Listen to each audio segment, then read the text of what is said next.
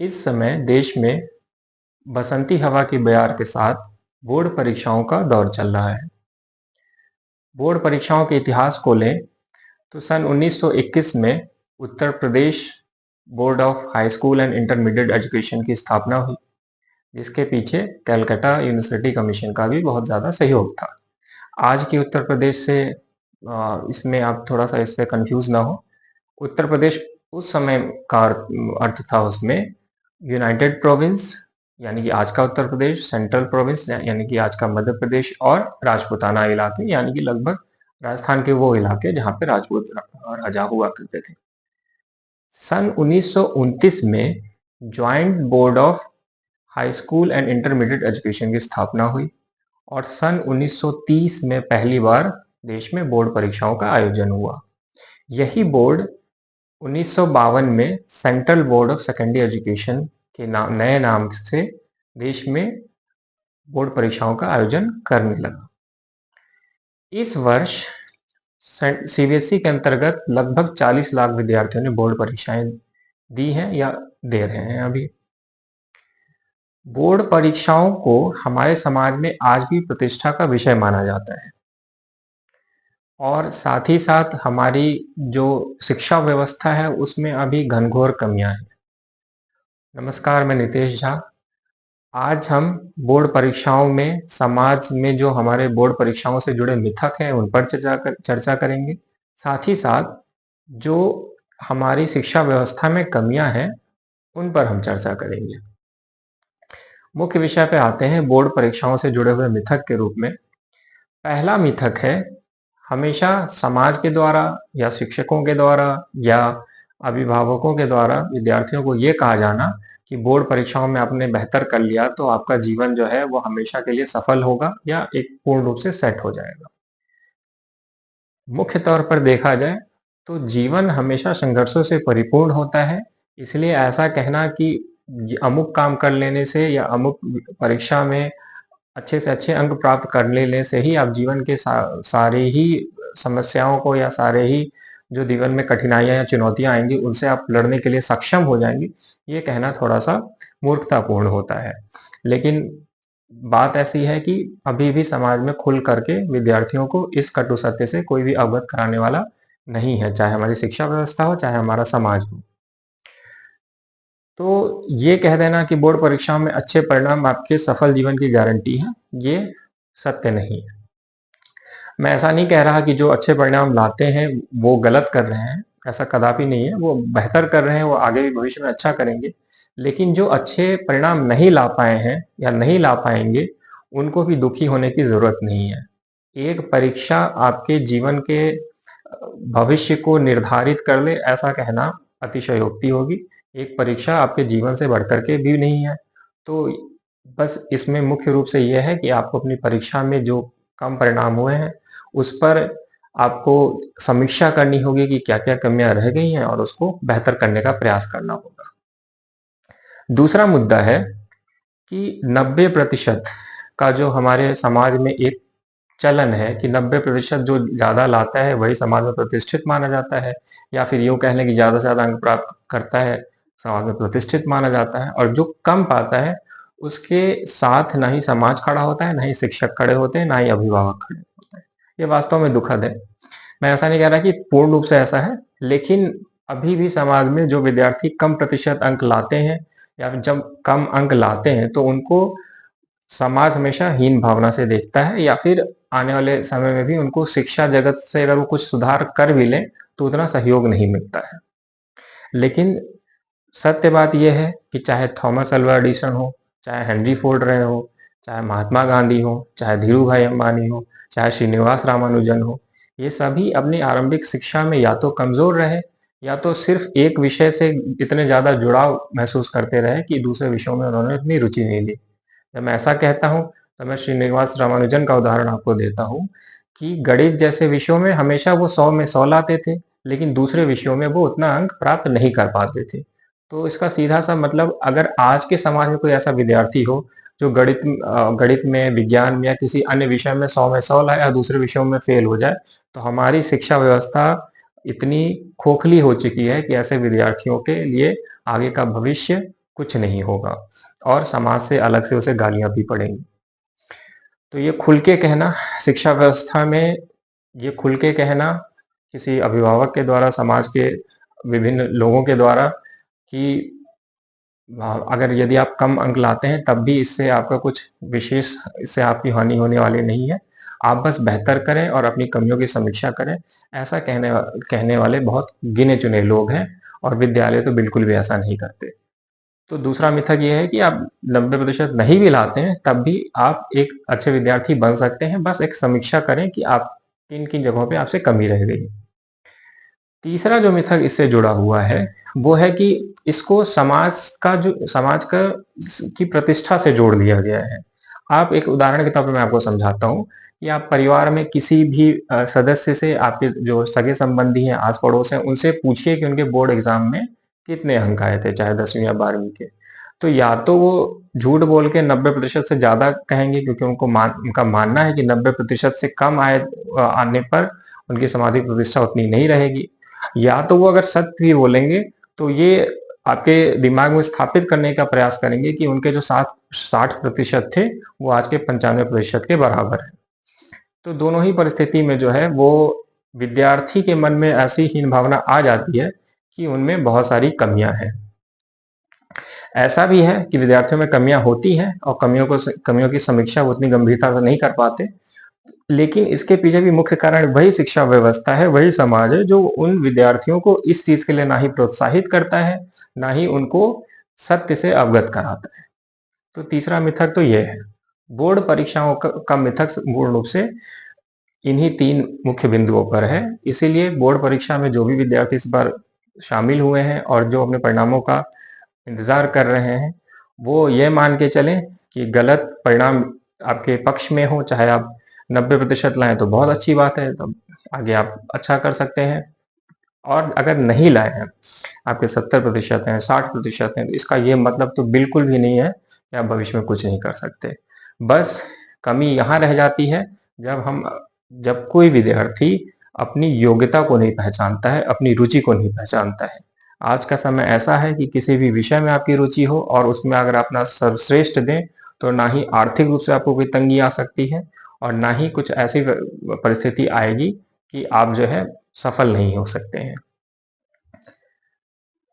दूसरा हमारी अगर हम बोर्ड परीक्षा से इतर बात करें तो शिक्षा व्यवस्था भी जो है वो सिर्फ रटने और असाइनमेंट कंप्लीट करवाने से पे ही केंद्रित है। मुख्य रूप से जो व्यवहारिक शिक्षा है उसका सर्वथा अभाव है हमारी शिक्षा व्यवस्था में। विद्यालयों में वही एक ट्रेंड सा चला आ रहा है जो मैकॉले से के सिस्टम से शुरू हुआ था कि परीक्षाएँ होती हैं, परिणाम आते हैं, फिर दूसरी कक्षा में विद्यार्थी जाते हैं, फिर परीक्षाएँ होती हैं, फिर परिणाम आते हैं और ये ट्रेंड चलता रहता है। विद्यार्थी 8वीं में गया तो उसको 7वीं का कितना याद है, ऐसा कोई फिक्स सिस्टम नहीं है। 9वीं में गया तो उसको 8वीं तक का कितना आता है, ये भी कोई नहीं बता सकता या किसी एक विषय में उसकी रुचि हो। साथ ही साथ दुखद तो ये है कि हिंदी या दूसरे जो भाषाएँ हैं हमारे देश में, उसमें विद्यार्थी बहुत ज़्यादा कमज़ोर होते चले जा रहे हैं। तो पूर्ण रूप से जो व्यावहारिक शिक्षा है या ऐसी शिक्षा जो आपको एक बेहतरीन, एक सफल नागरिक बनाए, आपको जीवन में सफलताएँ दे या फिर जीवन की चुनौतियों से लड़ने की क्षमता आपके अंदर डाले, ऐसी शिक्षा व्यवस्था अभी हमारे देश में नहीं है। हो सकता है कुछ गिने-चुने विद्यालय हों ऐसे जिसमें सर्वांगीण विकास की ओर ध्यान दिया जाता हो, लेकिन ऐसे विद्यालयों में क्या सभी अभिभावक अपने बच्चों का नामांकन करवा सकते हैं, उनकी महँगी फीस दे सकते हैं? ज़ाहिर-सी बात है नहीं। तो जो ग्रामीण मतलब क्षेत्रीय अर्ध शहरी क्षेत्र हैं, उन सभी इलाकों में या शहरी क्षेत्रों में भी देखा जाए तो जो शिक्षा व्यवस्था है विद्यालय स्तर पे भी, वो उसका रवैया एकदम ढुलमुल है और खोखला है, जो पुरानी ही पद्धति को आँख बंद करके अनुसरण उसका कर रहे हैं और कुछ भी ऐसा खास नहीं कर रहे हैं जिससे कि शिक्षा व्यवस्था को या विद्यार्थियों के मन में एक आत्मविश्वास की अलग जगाई जा सके। मुख्य रूप से इन सब से इतर एक और विषय है जिन पे मैं गंभीरता से चर्चा करना चाहूँगा, वह है सोशल मीडिया का दुरुपयोग। सोशल मीडिया एक ऐसा प्लेटफ़ॉर्म है जहाँ पे सूचनाओं का अति प्रवाह है। सूचनाओं का अति प्रवाह मतलब आप किसी भी विषय पे अगर आप कुछ सर्च करते हैं तो आपको 10-20 ऐसे परिणाम मिल जाएँगे, जिनमें से आप या तो उनको पढ़ कर के ज्ञान ही अर्जित करेंगे या तो आप कन्फ्यूज़ हो जाएँगे कि इनमें से कौन-सा सबसे बेहतर और सबसे उचित उत्तर है। ये तो अच्छे कंटेंट की बात हो गई। सोशल मीडिया में वैसे कंटेंट भी हैं जो कि उम्र के हिसाब से या फिर वैसे भी व्यावहारिक तौर पे, सामाजिक तौर पे उचित नहीं है। और जो टीनेजर वर्ग है खास तौर पे, वो क्या होता है कि ऐसे ही बुरे कंटेंट की वजह से या ऐसे कचरे कंटेंट की तरफ ज़्यादा आकर्षित होते हैं। और दुर्भाग्य से हमारी व्यवस्था ऐसी भी नहीं है, जैसे यूरोपीय देश कई बार अब तो स्मार्टफ़ोन के प्रयोग को लेकर के या इंटरनेट के प्रयोग को लेकर के कुछ गंभीर हैं, लेकिन हमारे देश की ना सरकारें गंभीर हैं, ना ही समाज गंभीर है और अभिभावकगण तो बस शिकायतें करते हैं कि उनका विद्यार्थी जो है, उनका बच्चा जो है वो बहुत ज़्यादा स्मार्टफ़ोन यूज़ करता है। लेकिन वास्तविकता ये है कि सोते वक़्त उनके भी सिरहाने पे वही फ़ोन रहता है। तो वो जब खुद को संयमित नहीं कर सकते तो अपने विद्यार्थियों से इसका ये उम्मीद लगाना कि वो भी फ़ोन से दूर रहेंगे या सोशल मीडिया से दूर रहेंगे, ये लगभग असंभव है। तो एक तंत्र विकसित करना बहुत ज़रूरी है और एक व्यवस्था ऐसी बननी चाहिए जिसमें विद्यार्थियों पे एक तो पाबंदी रहे कि सोशल मीडिया का गलत प्रयोग नहीं करना है। दूसरा, इंटरनेट के प्रयोग को या फिर तकनीकी के प्रयोग को कैसे अपनी दक्षता में के लिए प्रयोग कर अपने आप को किसी भी विषय में दक्ष बनाने के लिए प्रयोग करना है, ये सिखाना चाहिए। और दुर्भाग्य से ऐसा नहीं हो रहा है। ऑस्ट्रेलिया जैसे देशों ने 16 वर्ष तक की उम्र के बच्चों पे स्मार्टफ़ोन और सोशल मीडिया के प्रयोग पे कुछ पाबंदियाँ लगा दी हैं। हमारा देश अभी भी हमारी सरकार और हमारा तंत्र जो है, सोया हुआ है इस विषय को लेकर के। तो सोशल मीडिया का उचित प्रयोग ले होना या फिर उसको कुछ वर्षों तक आरंभिक वर्षों में जो विद्यालय का आरंभिक वर्ष होते हैं, उसमें बच्चों को इनसे पूर्ण रूप से दूर रखना, ये नितांत ही आवश्यक है। कई बार विद्यार्थी जब समीक्षा करते हैं, वैसे अगर ये समीक्षा करने का जो समीक्षा करने के लिए जो भी उनको कोई आगे आके ये बताने वाला भी नहीं है कि आपको ऐसे समीक्षा करनी चाहिए, आपकी रुचि इस क्षेत्र में है।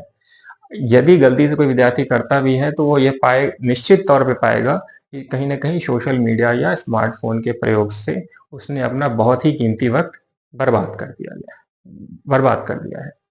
तो शिक्षा व्यवस्था को इस रट्टू व्यवस्था से, इस परीक्षा लेने और सिर्फ परिणाम केंद्रित व्यवस्था से दूर होना होगा। व्यावहारिक शिक्षा की ओर ध्यान देना होगा।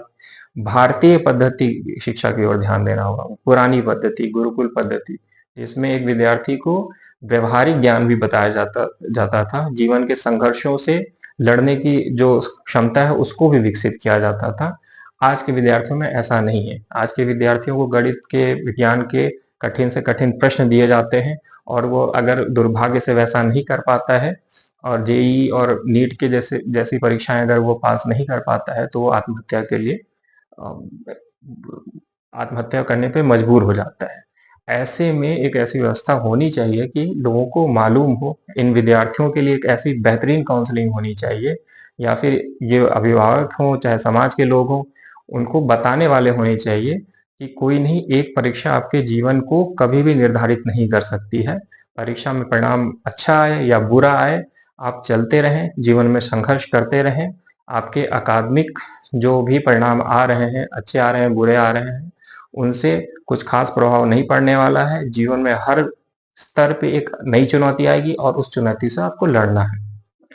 ये तो एक मैंने सामाजिक प्रतिष्ठा से जुड़ी बात और समाज के दायित्वों को बताया, शिक्षा व्यवस्था के को लेकर के जो मैं परिवर्तन चाहता हूँ, उसके बारे में बताया। अब यदि विद्यार्थी के तौर पर देखा जाए, तो क्या महत्वपूर्ण है, हम इस पर चर्चा करते हैं। विद्यार्थी के तौर पर देखा जाए, तो यह बहुत ज़्यादा महत्वपूर्ण है कि हर एक विद्यार्थी को या तो कोई बताने वाला होना चाहिए या तो उसके अंदर आत्म अवलोकन की इतनी शक्ति होनी चाहिए कि वो समझे कि उसकी असली रुचि क्या है। यदि आपकी रुचि गणित में है और आप साहित्य पढ़ रहे हैं, तो शायद आपको मुश्किल ही होगी। यदि आपकी रुचि गणित में नहीं है और आप साहित्य पढ़ रहे हैं, साहित्य में आपकी रुचि है, तो वो बेहतर ही होगा। तो अपनी रुचि को समझें। आपका पढ़ने में बिल्कुल मन नहीं है लेकिन आप बहुत अच्छा फुटबॉल खेलते हैं, तो उस रुचि को समझें और साथ ही साथ अपनी रुचि को या अपनी दक्षता को समझें, उस पे काम करें, उस हिसाब से अपना भविष्य का जो आपका लक्ष्य है उसको निर्धारित करें। फिर आप जो है अपनी उस लक्ष्य को निर्धारित करके उसके लिए अधिक से अधिक मेहनत करने का प्रयास करें। तभी आप जो है समाज में एक प्रतिष्ठित स्थान पे पहुँच पाएँगे। तो ये बहुत ही आवश्यक है कि आप अपनी योग्यता को पहचानें और अपनी रुचियों को पहचानें। अगर आप अपनी योग्यता और रुचि को नहीं पहचान पाएँगे, तो उसी सामाजिक ढर्रे में आप फँसे रह जाएँगे, जिसमें चाचा के लड़के और मौसी की लड़की को देख करके आप अपनी स्ट्रीम डिसाइड करते हैं या फिर आप ये डिसाइड करते हैं कि आपको हायर एजुकेशन किस हिसाब से लेनी है, कहाँ नौकरी करनी है। तो वो हो सकता है कि आप आर्थिक रूप से सुदृढ़ हो जाएँ, बहुत मेहनत कर लें, लेकिन जो आपकी रुचि है अगर आपको उसने स उसमें उसको आपने साइड कर दिया और अपनी अरुचि के हिसाब जिसमें आपकी रुचि ही नहीं है, सिर्फ़ अर्थ केंद्रित आप काम कर रहे हैं, तो लंबे समय तक उसके प्रतिफल बेहतर नहीं होंगे। उदाहरण के लिए अगर किसी को क्रिकेट पसंद है, क्रिकेट में बहुत बेहतर कर रहा है, वो आगे जाके क्रिकेटर बन रहा है, तो वो अच्छा करेगा क्योंकि उसमें उसकी रुचि है। उसमें जब वो काम करता है तो वो घड़ी के घंटों को नहीं गिनता है। लेकिन यदि आपको कोई ऐसा काम करना पड़ रहा है जिसमें आपकी बिल्कुल भी रुचि नहीं है, तो वो धीरे-धीरे वो काम आपके लिए बोझ बनता चला जाएगा।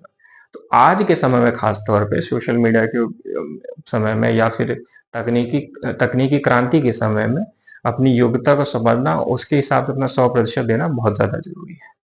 इसके साथ मैं एक विषय और जोड़ना चाहूँगा कि आप किसी भी क्षेत्र में हो, आप बिज़नेसमैन बनना चाहते हो, आप संगीतज्ञ बनना चाहते हो, आप नृतक बनना चाहते चाहते हो, आप पेंटर बनना चाहते हो, आप जो है क्या कहते हैं हायर उच्च से उच्चतर शिक्षा लेकर के शिक्षा के क्षेत्र में ही कुछ बेहतरीन काम करना चाहते हो, प्रशासनिक सेवा में आना चाहते हो, आप किसी भी क्षेत्र को चुनना चाहते हो, इसमें एक बिंदु और जोड़नी बहुत ज़्यादा आवश्यक है, वह यह है कि आप किसी न किसी रूप में पुस्तकों को अपने जीवन का सबसे उत्तम साथी बना लें। पुस्तकों से मेरा मतलब है, जैसे मान लेते हैं कि आप बिज़नेसमैन हैं, तो आप ऐसी पुस्तकें पढ़ सकते हैं जिससे कि बिज़नेस से रिलेटेड जो भी आइडियाज़ हैं वो आपको मिल जाएँ, या ऐसे मोटिवेशनल किताबें पढ़ सकते हैं या आध्यात्मिक किताबें पढ़ सकते हैं। इन सब से भी बोर हो गए हैं तो कहानी से जुड़ी जो क्लासिक नॉवेल्स आती हैं वो सब पढ़ सकते हैं। लेकिन मेरा मानना है कि जीवन के किसी भी पड़ाव पे हों आप, एक युवा हो, आप जो है वृद्ध हो चुके हो या फिर आप जो है 40, 50, 60 की उम्र के हो, हर उम्र के पड़ाव में पुस्तकों को अपना साथी बनाएँ और लगातार ही किताबों से जुड़े रहें। किताबों से जुड़ने का सबसे बड़ा फ़ायदा है कि वो आपको जीवन की चुनौतियों से लड़ने का जो ज्ञान है वो आपको मिलेगा। दूसरा, आप आपका जो आकर्षण ध्यान केंद्रित करने की जो आपकी शक्ति है, उसमें इज़ाफ़ा होगा। तीसरा ये होगा कि आपके जीवन की जो गुणवत्ता है, वो धीरे-धीरे सुधरती रहेगी। जीवन में क्या होता है कि हमेशा एक ही तरीके की व्यवस्था या एक ही तरह की परिस्थिति नहीं बनी रहती है। कभी खुशी आती है, कभी आपको किसी चीज़ का दुःख होता है। इन सब परिस्थितियों में अगर आप रोज़ किताब पढ़ने की आदत डालते हैं, तो आपका जीवन हमेशा ही गुणवत्तापूर्ण होगा, ये निस्संदेह मैं कह सकता हूँ। किसी भी साथी से, किसी भी उल-जलूल साथी से इधर-उधर से बेहतर है कि आप कम से कम आधा घंटा, 1 घंटा, डेढ़ घंटा जो भी आपके पास समय बचता हो, बिल्कुल समय नहीं बचता तो सोते वक़्त ही किताबों को अपना साथी बनाएँ। मैं ये नहीं कह रहा कि वो सिर्फ़ आपकी होता है क्या कि हमारी शिक्षा व्यवस्था में भी ऐसा ही है कि जो पाठ्यक्रम की पुस्तकें हैं, उतना ही पढ़ के विद्यार्थी जो हैं बिल्कुल थक से जाते हैं। तो ऐसा बिल्कुल नहीं होना चाहिए, उनको भी प्रोत्साहित किया जाना चाहिए कि वह इससे इतर किताबें पढ़ें, आध्यात्मिक पढ़ सकते हैं, कहानियों से रिलेटेड नॉवेल्स पढ़ सकते हैं, उपन्यास जो है प्रेमचंद जैसे लेखकों के उपन्यास पढ़ सकते हैं। लेकिन उसको अपने जीवन का बिल्कुल अभिन्न अंग बना लें और उससे आपके जीवन की जो गुणवत्ता का सुधार होगा, आप जीवन के विभिन्न चुनौतियों को हल करने की जो आपकी शक्ति होगी, वो निरंतर बढ़ती ही चली जाएगी, ये निश्चित है। तो पुस्तकें जो है ज्ञान का भंडार है, इसको ज़्यादा से ज़्यादा अर्जित करें। एक स्पोर्ट्स पर्सन भी अगर रोज़ पुस्तकें पढ़ता है, उसका भी उसे फ़ायदा होगा। एक संगीतज्ञ भी रोज़ की पुस्तकें पढ़ता है, उसका भी उसको फ़ायदा होगा। इसकी 100% गारंटी है। और रही बोर्ड के परिणामों या दूसरी परीक्षा के परिणामों की बात, तो उसको लेकर के हमारा समाज अभी तक बिल्कुल एक पुराने रवैये को अपनाए हुए है और बहुत ही नृशंस तरीके से विद्यार्थियों को इस सत्य से दूर रखा जाता है कि परीक्षा के परिणाम से आपके भविष्य पे कुछ खास ऐसा प्रभाव नहीं पड़ने वाला कि आपका जीवन ही बर्बाद हो जाए, या फिर ऐसा हो नहीं, बिल्कुल भी नहीं होने वाला कि आपका जीवन जो है आगे चल कर के आपके परीक्षा परिणाम अच्छे ना होने की वजह से आप जीवन में कभी भी सफल नहीं हो सकते। ऐसा असंभव है। तो निश्चिंत रहिए, परीक्षा के परिणाम आने दीजिए। अच्छे आए, बहुत अच्छी बात है। बुरे आए तो समीक्षा कीजिए कि कहाँ कमियाँ रह गई हैं। फिर ये देखिए कि आपकी योग्यता क्या है। फिर ये देखिए कि उस हिसाब से अपना लक्ष्य निर्धारित कैसे कर सकते हैं, और उस लक्ष्य को निर्धारित करके उस लक्ष्य को प्राप्त करने के पीछे लग जाइए और पुस्तकों का अपना अभिन्न अंग बनाइए।